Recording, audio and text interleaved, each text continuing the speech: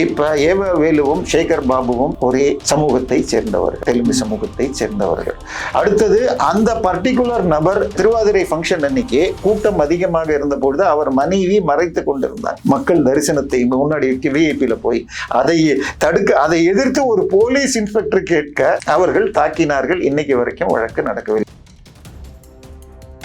செந்தில் பாலாஜியுடைய தம்பிக்கு ஜாமீன் கொடுத்திருக்காங்க. தலைமறைவாக இருந்தவருக்கு எதுக்கு ஜாமீன் கொடுக்கிற? முதல்ல என்னை பொறுத்த வரைக்கும்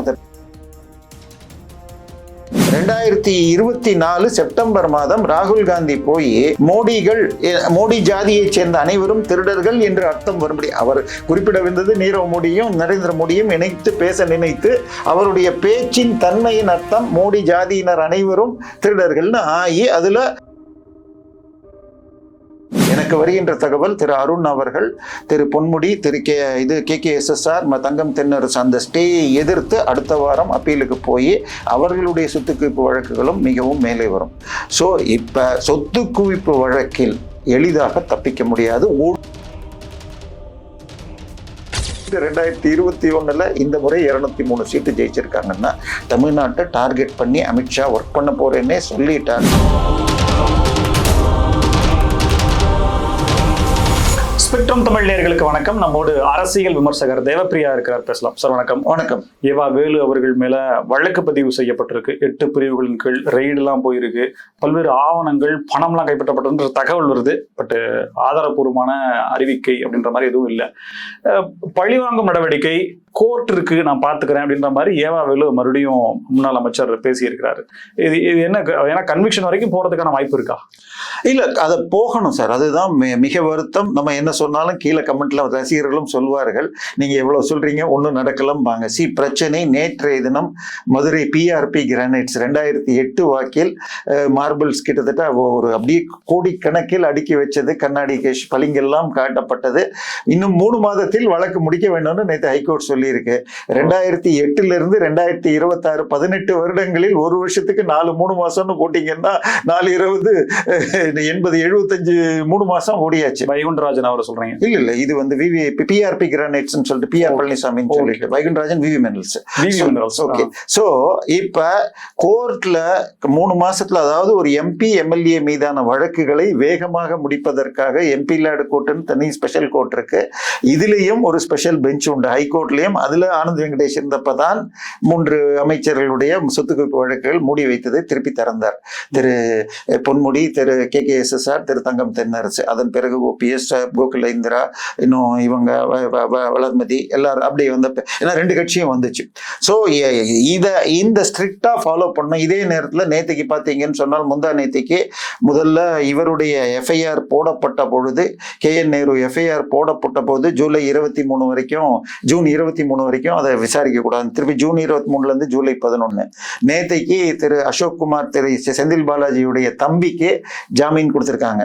தலைமறைவாக இருந்தவருக்கு எதுக்கு ஜாமீன் கொடுக்கிற? முதல்ல என்னை பொறுத்த வரைக்கும் ஒருத்தர் தலைமறைவாக எத்தனை நாள் இருந்தாரோ அத்தனை நாள் சரண்டர் ஆயிட்டு அதுக்கப்புறம் தான் பெயிலே எடுக்கணும். சரியா? போலீஸ் அத்தனை நாள் தேடி இருக்கு, ஸ்பெஷல் படைன்னு போட்டு இல்ல, இப்ப வேலை செய்தா அதுக்கு என்ன தண்டனை? சோ இதெல்லாம் யோசிக்கணும் நீதிமன்றங்கள். ஜாமீன், அதாவது இதுல நம்ம இதுக்கு வெளி டேர்ம்ஸ்ல சொல்றது பெயில் இஸ் நாம், jail is an exception. But court ரூல்ஸ்ல லிபர்ட்டி, ஒரு தனி மனிதனின் சுதந்திரம், அனாவசியமா கைது செய்யக்கூடாது. இதெல்லாம் நானும் ஏத்துக்கிறேன். ஆனால் அந்த 3 மாசத்துல முடிக்கணுங்கிறத எங்க செய்யறீங்க? ஏன்னா திரு செந்தில் பாலாஜி ஜெயில இருந்தப்ப, ஹைகோர்ட்ல அப்பீல் வந்தப்ப ஆனந்த் வெங்கடேஷ் சொன்னார், டெய்லி கேஸை நடத்த கோரி 2 மாசத்துல முடிக்கலாமே அப்படின்னு கேட்டார். ஆனா இவங்க FIR ட்விஸ்ட் பண்ணி போட்டு, சார்ஜ் ஷீட்டை 2000 பேரை உள்ள இழுத்து 150 வருஷம் நடந்தா கூட முடியாதுன்னு பண்ணி வச்சிருக்காங்க.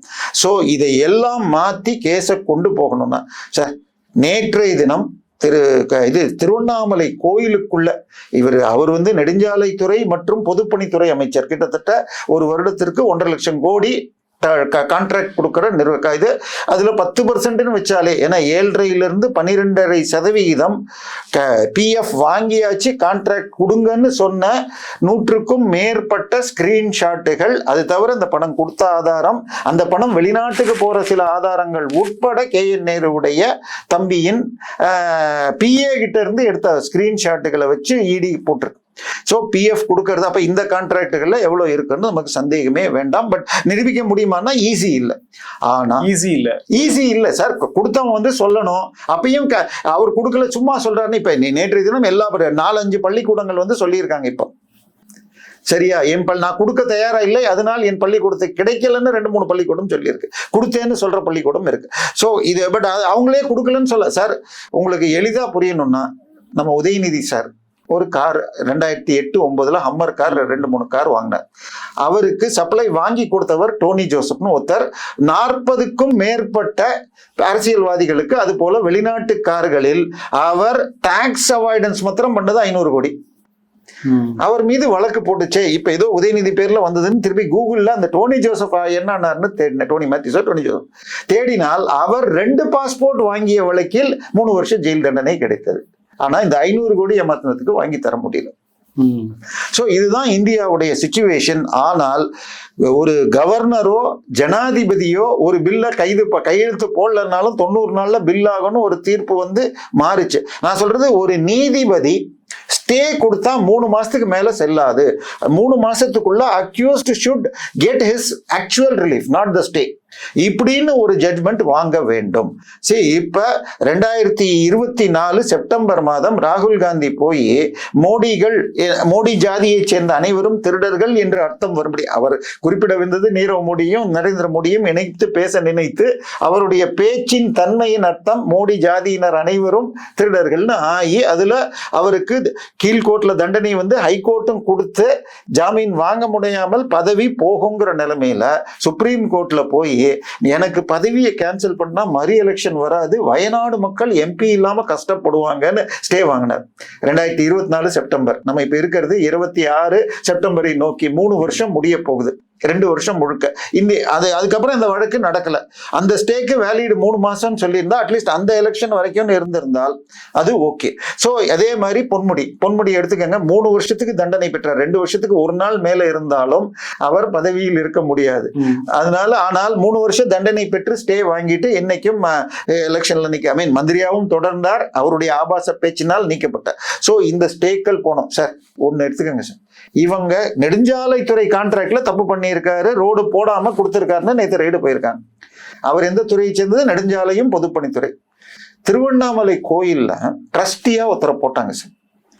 அந்த ட்ரஸ்டியா போடப்பட்டவர் 2006-11 கருணாநிதி ஆட்சியில் திருவண்ணாமலை டவுனில் ஒரு மிகப்பெரிய சின்ன நல்ல பலமான கமர்ஷியல் ப்ராப்பர்ட்டி, பஸ் ஸ்டாண்ட் கிட்ட ஏதோ ஒரு ப்ராப்பர்ட்டி எடுத்துக்கிட்டு வெறும் பல கோடி பெறுவதற்கு 900 ரூபாய் வாடகை கொடுத்து அதில் பில்டிங் கட்டி அவர் பெயரிலேயே இபி கார்டை வாங்கி சம்பாதிச்சு கொண்டிருக்கிறார். இவருக்கு எப்படி ட்ரஸ்டி கொடுக்கலாம்னு பிஜேபியை சேர்ந்த சங்கர் வழக்கு போடுறார். 2 வருஷத்துக்கு இது HRNC லீகல் விங்கு தடுத்துட்டே இருக்கு.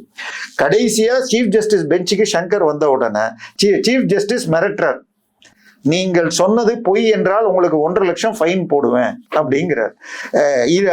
இவர் சொல்றார், இல்ல தாராளமா நான் ஏத்துக்கிறேன். உடனே போனை எடுத்து திருவண்ணாமலை கோர்ட்டுக்கு போன் பண்ணி ஒரு ஆளை இந்த அட்ரஸுக்கு வீடியோ கால் வசதியோட பண்ணுங்கன்னு அவர் அங்க போய் அந்த பில்டிங்கை போட்டோ எடுத்து அந்த இபி கார்டை காட்டினோம்னா இந்த நிமிடம் முதலாக இந்த நபர் அறங்காவலராக தொடர இயலாது. இந்த சங்கரும் வேலுவும் கிட்டத்தட்ட பங்காளிகள். சோ அவங்களுக்குள்ள இருக்கிற பிரச்சனை தெரிஞ்சதுனால அந்த ஈவோக்கள் இவரை ரெக்கமெண்டே பண்ணலையா. இவர் பெயரை அமைச்சர் வேலு ரெக்கமெண்ட் பண்ண அவர்கள் இவர் கொடுக்க வேண்டான்னு எழுதியிருக்காங்க. இதையும் சங்கர் சொல்ல ஹைகோர்ட் சொன்னது, இந்த 2 பேருக்கும் 2 ஈவோக்களுடைய சர்வீஸ் ரிஜிஸ்டரில் இந்த ஹைகோர்ட் அவர்களை அப்ரிஷியேட் செய்ததுன்னு நோட் போடுங்கன்னு சொல்லிட்டு இந்த ஈவோக்கள் சொன்னதை மீறி இவர்களுக்கு பணியில் நியமித்த அந்த கமிஷனருக்கு 25,000 ரூபாய் ஃபைன் போட்டார். இப்ப வேலுவும் சேகர் பாபுவும் ஒரே சமூகத்தை சேர்ந்தவர்கள், தெலுங்கு சமூகத்தை சேர்ந்தவர்கள். அடுத்தது அந்த பர்டிகுலர் நபர் இதுக்கு பேர் என்ன சொல்றது, மணவாடு இல்ல திருவாதிரை ஃபங்க்ஷன் அன்னைக்கு கூட்டம் அதிகமாக இருந்த பொழுது அவர் மனைவி மறைத்து கொண்டிருந்தாங்க.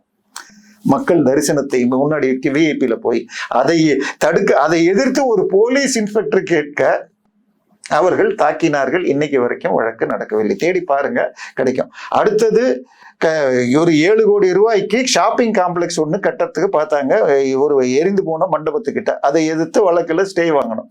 உள்ளுக்குள்ள பக்தர் வசதிக்கு பண்ணலான்னு கோயிலுக்குள்ள ஏதோ கட்டுறாங்கன்னு சொல்லி அதை நேரில் பார்க்க ஹைகோர்ட் நீதிபதி வந்தப்ப இந்த டிஸ்மிஸ் செய்யப்பட்ட அந்த அரங்காவூர் தம்பி திமுககாரர் இதை விளக்கம் கொடுக்க நீ யாருன்னு கேட்டு அப்புறம் ஒதுங்க வச்சாங்க. ஸோ அந்த திருவண்ணாமலை கோயிலையே அவர் கையில வச்சுக்கிட்டு இருக்காரு. திருவண்ணாமலையில் அவருக்கு 6 காலேஜ் இருக்கு, மெடிக்கல் காலேஜ் உட்பட.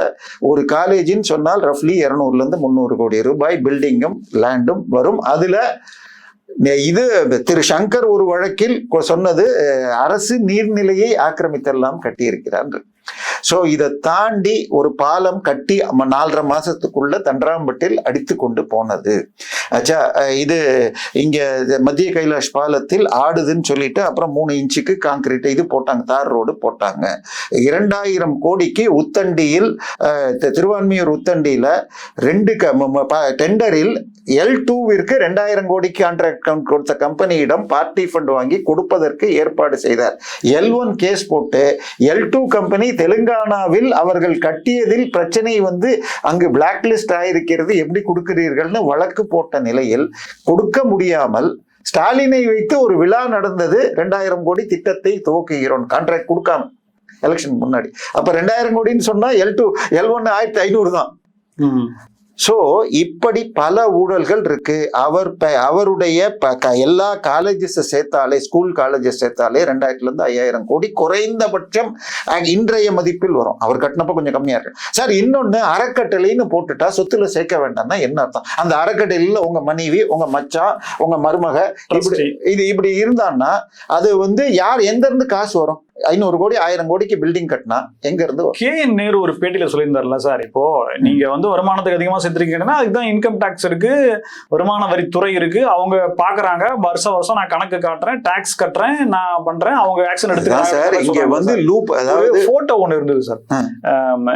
ஏவா வேலு அவர்கள் அந்த 3V சைக்கிள் அதை பிடிச்சிருக்காரு. பின்னாடி மைக்கை வச்சுக்கிட்டு முன்னாள் முதலமைச்சர் கருணாநிதி அவர்கள் பேசுற போல திருமுனை பிரச்சாரம் அந்த காலத்துல பிளாக் அண்ட் ஒயிட்ல அந்த மாதிரி இருந்திருக்கு போல இந்த புகைப்படம் ஒண்ணு.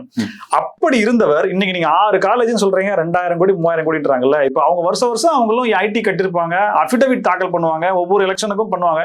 எங்கேயுமே மாட்டல அப்படின்னா என்ன ஸ்ட்ரக்சர்ன்றது ஒரு கேள்வி வருது இல்ல? ராகுல் காந்தி என்ற மாபெரும் அரசியல் விஞ்ஞானி இருக்கார்.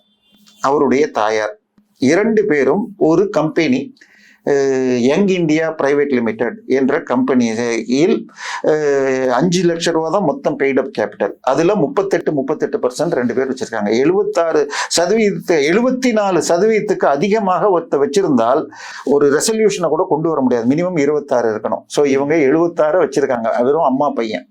அந்த கம்பெனிக்கு 5000 கோடி ரூபாய்க்கு சொத்து இருக்கு, நேஷனல் ஹெரால்டு பத்திரிகையுடைய சொத்துக்கள். ஆனால் 2 பேருடைய அபிடவிட்லயும் எங்க கிட்ட 1.25 கோடிக்கு ஷேர்ஸ் இருக்குன்னு கட்டுறாங்க. இது என்ன பண்றது? இது 4 தேர்தலாக இவங்க பண்ணிட்டு இருக்காங்க. சோ அதான் சொல்லிட்டேன், இது பிரைவேட் லிமிடெட் இருந்தா ஷேரையாவது காட்டணும். ட்ரஸ்டா இருந்தா எதையுமே காட்ட வேண்டாம். இன்னும் சொல்ல போனால் இது சொல்வது கொஞ்சம் ஆபத்தா என்னன்னு தெரியாது. OMRல படூர்ல ஒரு பள்ளிக்கூடம் இருக்கிறது, விஜய் வித்யாஸ்ரம் என்ற பள்ளி. அந்த இடம் 2.8 ஏக்கரோ என்னமோ திரு C. ஜோசப் விஜய் என்பவர் 2016 வாங்கி 2019 சங்கீதா விஜய் என்பவருக்கு உங்களுக்கு செட்டில் அது லீஸுக்கு விட்டதாக, 35 வருட லீஸுக்கு விஜய் ட்ரஸ்டுக்கு கொடுத்ததாக அந்த பள்ளி ட்ரஸ்டுக்கு இருக்கு. 35 வருஷம் லீஸு கொடுத்தாலும் சொத்தை கணக்குல காட்டணுமா? எனக்கு சந்தேகங்கள் இன்னும் இருக்கு. நான் லாயர்கிட்ட கேட்டிருக்கேன். ஸோ அதனால இது இந்த ட்ரஸ்டாக இருந்தால், அதே மாதிரி இவர் நம்ம உதயநிதி சார், இப்ப ஸ்டாலின் சாருக்கு வீடு கிடையாது, காரு கிடையாது. ஆச்சா, அவர் தங்கி இருக்கும் சித்தரஞ்சன் சாலை வீட்டை 2007 2006 ஏப்ரல் மாதம் மே மாதம் பதவியேற்றார். அந்த தேர்தலில் அவர் மனைவி மகன் உட்பட மொத்த சொத்துக்கள் 2.3 கோடி, வருமானம் 5 வருஷம் கணக்கு காட்டியிருப்பார். சரியா? ஆனால் 14 கோடி ரூபாய் மதிப்புள்ள இந்த வீட்டை ஸ்னோ ஹவுசிங் பிரைவேட் லிமிடெட் என்ற கம்பெனியில் பேரில் வாங்குகிறார்கள். அந்த கம்பெனிக்கு 10.5 கோடி கேஷை திரு உதயநிதி கடன் கொடுத்திருக்கிறார். அந்த கம்பெனிக்கு யாரு 2 டைரக்டர்கள் அன்றைக்கு என்று சொன்னால் திரு உதயநிதி ஸ்டாலினும் திருமதி துர்கா ஸ்டாலினும். இன்றைய 26 அபிடபிட் வரை அந்த 10.5 கோடி ஸ்னோ ஹவுசிங்கிற்கு கடன் கொடுத்திருக்கிறேன் இருக்கார். ஸோ 2006 இருந்து 14 வரைக்கும் ஐடி டிபார்ட்மெண்ட் ஒன்றும் பண்ணல. 3 வருஷத்துக்கு மேலே எடுக்க முடியாதுன்னு ரூல்ஸ் இருக்கு. ஸோ இது எல்லாத்தையும் எப்படி உடைக்கணும்னு பார்க்கணும். ஏன்னா இடியுடைய பவர் மணி லாண்டரிங்கில் இந்த பணம் வெளிநாடுகள் மற்றும் போதை இப்படியெல்லாம் போறதுனால சில எக்ஸ்ட்ராடினரி பவர்ஸ் கொடுத்து எங்க வேணா செக் பண்ணலான்னு வந்து அதுல தான் பல விஷயங்கள் வெளியில வருது. அதோடைய பற்களும் அல்லது அதனுடைய டீத் எல்லாம் கொஞ்சம் கொஞ்சமா இப்ப ஹைகோர்ட் பிடிச்சிருக்கு. அந்த டாஸ்மாக்ல திரு ஆகாஷ் பாஸ்கரன் வீட்டை சீல் பண்ண விஷயத்துல ரொம்பவும் கெட்ட பெயர் வந்து பல காலங்கள் நிறுத்தி வச்சிருக்காங்க. நேற்றைய தினம் பார்த்திருக்க 2வது முறை இடி அழைச்சது யார வீணா விஜயன்னு சொல்லிட்டு சிபிஎம் கேரளா முதலமைச்சர். லஞ்சம் வாங்குறதுலாம் டெக்னிக்கே தெரிஞ்சுக்க மாட்டேங்கிறீங்க சார். சாஃப்ட்வேர் கம்பெனி ஒன்று நடத்துறாங்க வீணா விஜயன், எக்ஸாலஜிக் சொல்யூஷன்ஸ். ஸோ அந்த பீச் சாண்ட் அள்ளும் கம்பெனிக்கு இவங்க சாஃப்ட்வேர் மாதம் கொடுப்பதாக மாசம் 17 லட்சம் ரூபாய் என்று 2 வருஷத்துக்கு 3.5 கோடிக்கு மேல வாங்கியிருக்காங்க. ஆனால் ஜிஎஸ்டி அவங்க வச்சிருக்காங்க, அதுல எந்த ஒரு பில்லும் போடல, சாஃப்ட்வேர் கொடுத்ததாக. அப்ப இது லஞ்சமா இல்லையா? சோ இப்படி 28 கோடி லஞ்சம் வாங்கிய வைத்தியலிங்கம், அதாவது திரு இதுல நம்ம பெருங்களத்தூரில் இருக்கிற ஐடி பார்க்க ஐடி விக்கிலன்னு உடனே ரெசிடென்சியலா மாத்துறதுக்கு 2013 அந்த நிறுவனம் ஸ்ரீராம் குழுமம் போய் அப்ளை பண்றாங்க. 1450 வீடு கட்டுறதுக்கு. 1 வருஷத்துக்கு பேப்பர் மூவ் ஆகல. அதன் பிறகாக கொஞ்சம் அப்படி லிங்க் எல்லாம் போட அமைச்சர் ஒரு 28 கோடி 30 கோடி எதிர்பார்க்கிறார்ன்ற அந்த வைத்தியலிங்கம் ஒருத்தநாடு வைத்தியலிங்கத்துடைய மகன்கள் கம்பெனிக்கு முத்தம்மாள் ரியல் எஸ்டேட்டுங்கிற கம்பெனிக்கு 28 கோடி கடன் கொடுக்கப்பட்டது. இன்னைக்கு வரைக்கும் திரும்ப தரவில்லை. 2013 முதல் 2020 வரை முத்தம்மாள் ரியல் எஸ்டேட் எந்த ஒரு ஜிஎஸ்டி டிரான்சாக்ஷனும் செய்யவில்லை. எதுக்கு கடன் கொடுத்தாங்க? அந்த வழக்கை ஜனவரி மாதம் 2026 கட்சியில் சேர்ந்த 15 நாள்ல அக்கௌண்ட்டை க்ளோஸ் பண்றாங்க. எஃப்ஐஆரை க்ளோஸ் பண்றாங்க. ஸோ பொலிட்டிக்கல் இந்த எஃப்ஐஆரை க்ளோஸ் பண்ணதுக்கு விகாரியஸ் லைபிலிட்டி என்று சொல்லி அந்த துறை அமைச்சர் அந்த டிஜிபி இவர்கள் மீதும் வழக்கு வந்தால்தான் தப்பிக்க முடியும்.